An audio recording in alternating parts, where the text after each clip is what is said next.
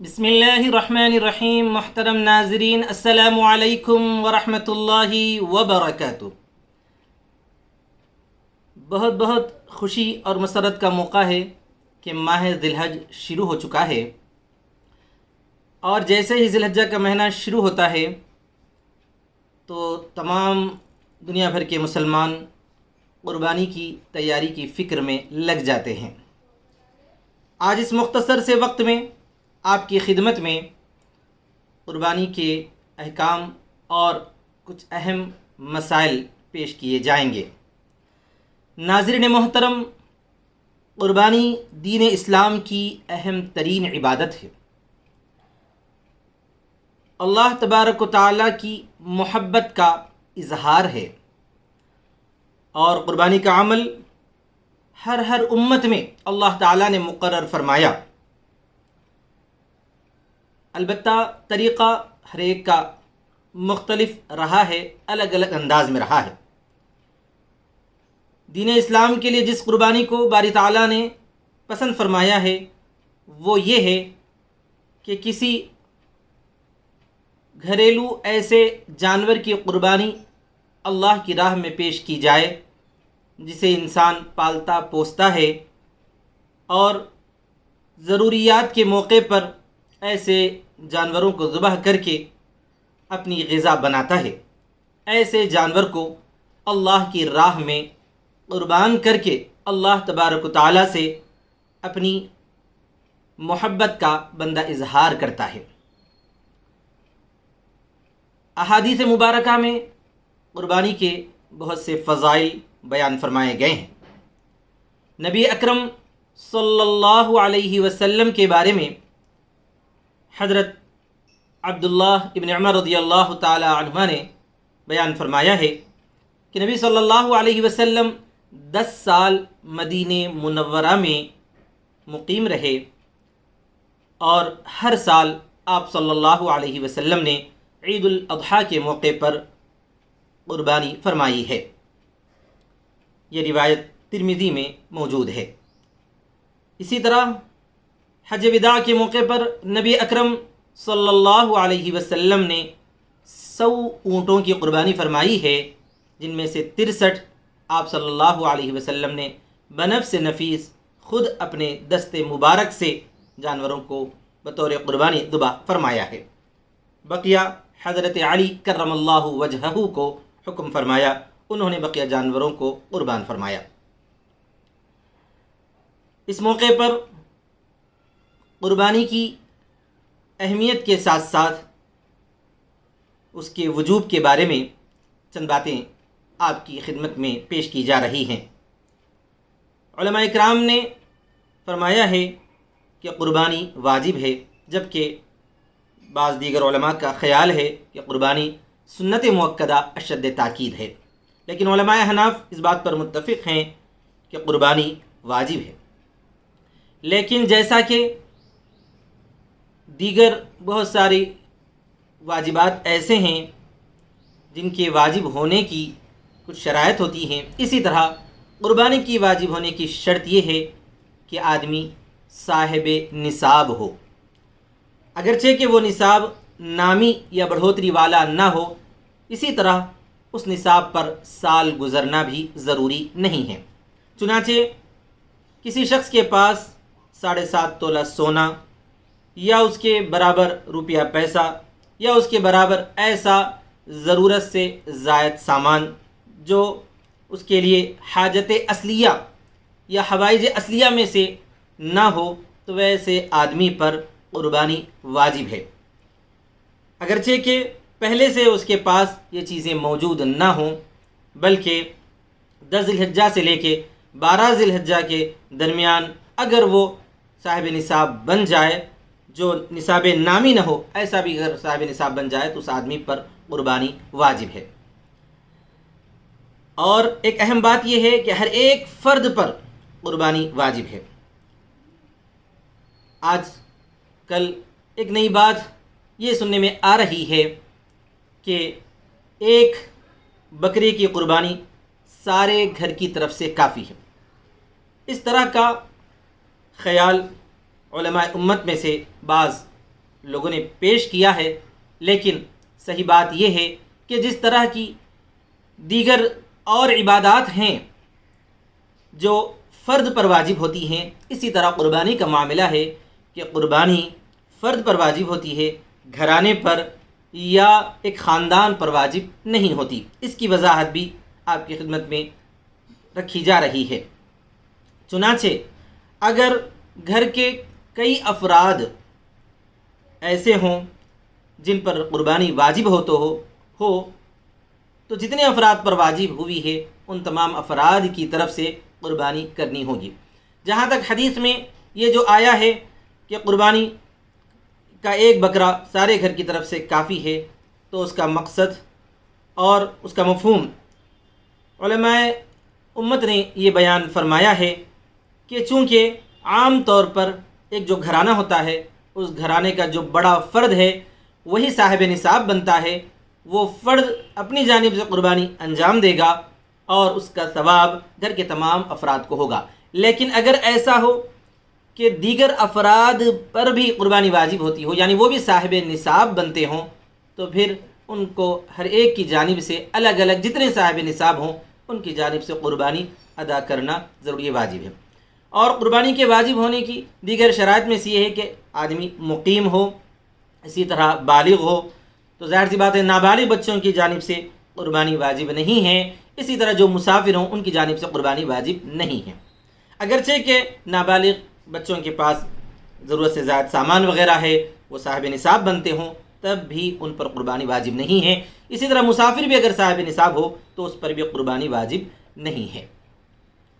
اسی طرح باپ کی ذمہ داری نہیں ہے کہ وہ بالغ بچوں کی طرف سے قربانی کرے۔ اگر وہ بچے خود کما رہے ہوں اور وہ خود صاحب نصاب بنے ہوں تو وہ اپنی جانب سے قربانی ادا کرے۔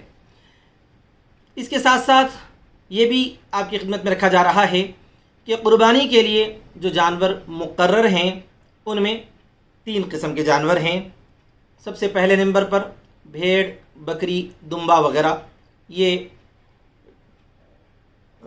ایک آدمی کی جانب سے اس کی قربانی ہو سکتی ہے۔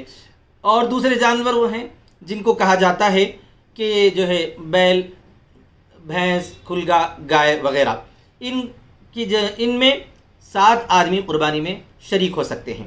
اسی طرح اونٹنی، ان میں بھی 7 آدمی قربانی میں شریک ہو سکتے ہیں۔ تو ایسے بڑے جانور میں 7 حصے بنائے جا سکتے ہیں۔ اس کا مطلب نہیں کہ 7 حصے ضرور بنائیں، 7 سے کم لوگ بھی شریک ہوں تو بھی قربانی ادا ہو سکتی ہے۔ مثال کے طور پر اگر جو ہے ایک بیل 3 لوگوں نے مل کر خریدا اور 3 حصے کر کے وہ لوگ اپنی جانب سے ادا کر رہے ہیں تب بھی صحیح ہے، 7 ہونا ہی کوئی ضروری نہیں ہے۔ ایک اور مسئلہ آپ کی خدمت میں پیش کیا جا رہا ہے کہ دوسرے کی جانب سے اگر قربانی کر رہے ہوں اور اگر وہ باحیات ہوں تو جب تک ان کی طرف سے اجازت نہ لی جائے یا ان کا حکم نہ آئے اس وقت تک جو ہے قربانی ان کی جانب سے صحیح نہیں ہوگی۔ اور قربانی کے جو جانور ہیں ان کی عمر یہ ہونی چاہیے کہ اگر بھیڑ، بکرا، دمبا ہو تو اس کی عمر کم از کم 1 سال ہو، یا اگر دمبا وغیرہ ایسا موٹا تازہ ہو جو 6 مہینے کا ہے لیکن 1 سال کے برابر نظر آ رہا ہو تب بھی وہ جائز ہے۔ احتیاط کا تقاضا یہی ہے کہ 1 سال کا ہونا چاہیے۔ اور اگر بیل، کھلگا، بھینس اگر ہو تو وہ کم از کم 2 سال کے ہوں، اور اونٹ اگر ہو تو 5 سال کا ہو۔ اس کی کافی احتیاط کی ضرورت ہے۔ بکروں میں بعض مرتبہ یہ غلطی ہو جاتی ہے کہ لوگ 6 مہینے یا اس سے بھی کم عمر کے بچوں کو لا کر جو ہے قربانی کر دیتے ہیں، اس سے قربانی ادا نہیں ہوگی۔ ان تفصیلات کی روشنی میں یہ بھی میں عرض کرنا ضروری سمجھتا ہوں کہ قربانی کرنا ہی ضروری ہے، کیونکہ اگر کسی آدمی کے ذہن میں بات آئے کہ بجائے قربانی کرنے کے وہ جو رقم ہے اس رقم کو کسی ضرورت مند کو دے دیا جائے، یا اس رقم کو صدقہ کر دیا جائے، یا کسی کی تعلیم میں خرچ کیا جائے، تو کیا قربانی ادا ہوگی؟ تو جواب یہ ہے کہ بالکل ادا نہیں ہوگی۔ جیسا کہ جس آدمی پر حج فرض ہے اس کو حج کرنا ہی ضروری ہے، اسی طرح پر جس آدمی پر قربانی واجب ہے اس کو قربانی ہی ادا کرنا ضروری ہے۔ یہاں بعض جدید ذہن رکھنے والے حضرات یہ کہتے ہیں کہ اتنے جانوروں کو قربان کرنے سے کیا فائدہ، بجائے اس کے اس پیسے کو جمع کیا جائے اور اس کو جو ہے کسی ضرورت مند کو دیا جائے، کوئی کالج بنایا جائے، اسکول کھولے جائیں، یونیورسٹی بنائی جائے وغیرہ وغیرہ۔ یہ سب بالکل ہی غلط سوچ اور غلط خیال ہے، کیونکہ اللہ تبارک و تعالیٰ نے جن عبادات کو جس انداز میں مقرر فرمایا ہے ان کو اسی انداز میں کرنے سے ہی وہ عبادتیں ادا ہوتی ہیں۔ ہاں، اگر کوئی نفل کرنا چاہتا ہے تو نفل کے بجائے کوئی خیر خیرات والا کام کرے تو ٹھیک ہے، کہا جا سکتا ہے، لیکن جو واجب ہے یا سنت مؤکدہ ہے اس کو چھوڑ کر اس کے بدلے میں کوئی خیر خیرات والا کام کرنا یہ کوئی عقل مندی اور سمجھداری بالکل نہیں ہے، یہ اسلام کی روح کے سراسر خلاف ہے۔ تو بہرحال میں یہ عرض کر رہا تھا کہ جو بھی قربانی کا جانور ہو وہ صحت مند ہونا چاہیے، فربا ہونا چاہیے، انتہائی دبلا پتلا لاغر اور کمزور نہ ہو۔ لیکن یہاں یہ بات بھی ذہن نشین رہے کہ قربانی کے جانور کے سلسلے میں دکھاوا کرنے کی بھی اجازت نہیں ہے۔ پچھلے چند سالوں سے یہ بھی دیکھنے میں آ رہا ہے کہ قربانی کے بہت ہی صحت مند فربا اور اونچے جانوروں کے تعلق سے حراج کیا جاتا ہے اور اس کی جو ہے شان بگاری جاتی ہے، لوگوں تک جو ہے اس کی فوٹوز وغیرہ شیئر کیے جاتے ہیں۔ یہ قربانی کی روح کے سراسر خلاف ہے۔ قربانی کا تعلق اللہ تبارک و تعالیٰ سے ڈائریکٹ ہے، بالراست ہے۔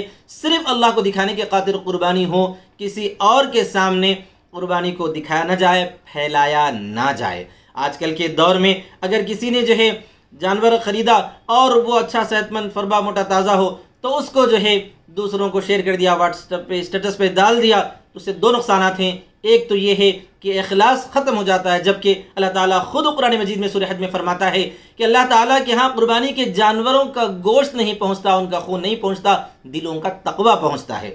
اگر ہم نے جو ہے اپنی قربانی کے جانوروں کو دوسروں کو دکھانا شروع کیا تو اخلاص کے وہ سراسر خلاف ہوگا۔ اللہ تبارک و تعالیٰ اسی قربانی کو کیسے قبول فرمائے گا؟ دوسری بات یہ ہے کہ اس سے جو ہمارے غیر مسلم برادران وطن ہیں ان کو بھی جو ہے ٹھیس اور تکلیف پہنچتی ہے، اور ہم کوئی ایسا کام کریں جو حکمت کے سراسر خلاف ہو، یہ بالکل ہی نامناسب ہے۔ اس کے بعد ایک بات میں یہ بھی عرض کرنا چاہتا ہوں، ایک اہم مسئلے کی وضاحت، کہ جو ہے جس طرح پر آدمی اپنی جانب سے قربانی انجام دیتا ہے، اگر وہ ایصال ثواب کے لیے کسی مرحوم کی طرف سے کرنا چاہتا ہے تو اس کی اجازت ہے، اور مرحوم کی طرف سے جو ایصال ثواب والی قربانی ہے اس کو بھی جو ہے خود بھی کھا سکتا ہے، دوسروں کو بھی کھلایا جا سکتا ہے۔ لیکن ایک اہم چیز کی وضاحت ضروری ہے کہ اگر کسی مرحوم نے وصیت کی ہو، وصیت کر کے جو ہے ان کا انتقال ہوا ہو، تو وہ وصیت والی جو قربانی ہوگی اس قربانی سے خود نہیں کھا سکتے ہیں اور مالداروں کو نہیں کھلایا جا سکتا ہے، اس کو صدقہ کرنا ہی ضروری ہے۔ اسی طرح پر نظر والی جو قربانی ہے، یعنی کسی نے نظر مان لی کہ میرے اوپر لازم ہے کہ میں جو ہے قربانی کروں گا، اس طرح نظر کر کے قربانی کرا، ایک تو واجب قربانی ہے وہ الگ ہے، اس کا گوشت کھا سکتے ہیں، لیکن نظر والی جو قربانی ہوگی اس قربانی کے گوشت کو نہیں کھایا جا سکتا ہے۔ اس کے ساتھ ساتھ آخر میں ایک حدیث میں ذکر کرنا چاہتا ہوں کہ رسول اکرم صلی اللہ علیہ وسلم نے فرمایا کہ قربانی کے ایام میں اللہ تعالیٰ کے ہاں سب سے پسندیدہ عمل اللہ کی راہ میں جانور کو قربان کر کے خون بہانا ہے۔ یہ اللہ تبارک و تعالیٰ کو سب سے زیادہ پسندیدہ عمل ہے۔ ایک آخر میں ایک مسئلہ یہ بھی ہے کہ جو قربانی کی جاتی ہے، قربانی کا جو گوشت ہے، جس طرح وہ خود کھا سکتے ہیں، اپنے پڑوسیوں اور رشتہ داروں کو کھلا سکتے ہیں، اسی طرح پر ہمارے جو غیر مسلم بھائی بہنیں ہیں ان کو بھی قربانی کا گوشت دے سکتے ہیں، بلکہ اگر وہ برا نہ سمجھتے ہوں تو جو ہے ان کو ضرور پیش کریں تاکہ جو اس سے محبت میں اضافہ ہو۔ اور آخر میں ساتھ ساتھ یہ بھی کہ جو لوگ قربانی کرنے والے ہیں، ذی الحج شروع ہونے کے بعد سے بہتر اور مستحب ہے کہ وہ اپنے بال ناخن وغیرہ نہ کاٹیں۔ اگر کسی کے بال اور ناخن وغیرہ صفائی کرنے کے بعد جو ہے اتنا لمبا کافی عرصہ ہو چکا ہے کہ جس کی جو 40 دن تک کا وقت ہو چکا ہے تو پھر تو کاٹنا ضروری ہے، لیکن اگر ایسا زیادہ نہ ہو، ضرورت نہ ہو تو پھر نہ کاٹیں، زیادہ بہتر ہے۔ لیکن یہ فرض اور واجب نہیں ہے، اور ایسی بات بھی نہیں ہے کہ اگر کسی نے بال یا ناخن وغیرہ کاٹ لیے تو ان کی قربانی نہیں ہوگی، ایسی بات بھی نہیں ہے۔ تو ناظرین محترم، آج کے اس وقت میں قربانی کے احکام اور چند مسائل آپ کی خدمت میں ذکر کیے گئے ہیں۔ انشاءاللہ آج سے قربانی کے دن تک یعنی یوم نحر تک روزانہ کی بنیاد پر کچھ نہ کچھ اہم اور ضروری مسائل حرف تہجی کی صورت میں آپ کی خدمت میں بیان کیا جائے گا، یعنی پہلے الف والے، بعد میں بے والے، پے والے، اس طرح پر جو اہم اور ضروری مسائل ہیں ان کو آپ کی خدمت میں رکھا جائے گا۔ اللہ تعالیٰ سے میری دعا ہے کہ اللہ تعالیٰ تمام مسلمان جو بھی قربانی کرنے والے ہیں ان کو اخلاص کے ساتھ قربانی کرنے کی توفیق نصیب فرمائے، اور ہمارے اس عمل کو صرف اللہ کی رضا کے لیے کرنے کی ہم سب کو توفیق عطا فرمائے، آمین۔ وآخر دعوانا ان الحمد للہ رب العالمین، والسلام علیکم ورحمۃ اللہ وبرکاتہ۔